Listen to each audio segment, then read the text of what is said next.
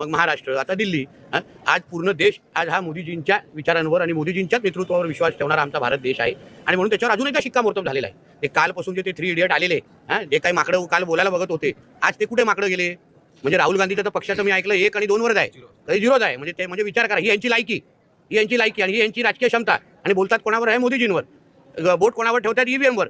लोकांची मनं जिंकायची नाही आणि नुसतं ईव्हीएमवर ज्याच्यावर ते स्वतः निवडून आले याच्याबद्दल बोंबलत बसायचं. म्हणून आज दिल्लीच्या जनतेचं, भारतीय जनता पक्षाचा कार्यकर्ता म्हणून मी त्यांचे आभार मानेन. मला वाटतं 25 का 27 वर्षानंतर परत एकदा भारतीय जनता पक्षाच्या विचाराचा मुख्यमंत्री आणि सरकार तिथे बसणार आहे. हे सगळं श्रेय आमचे पंतप्रधान आदरणीय मोदीजींचं आणि आमच्या सगळ्या वरिष्ठ नेतृत्वाचं आणि आमच्या दिल्लीच्या कार्यकर्त्यांचं आहे.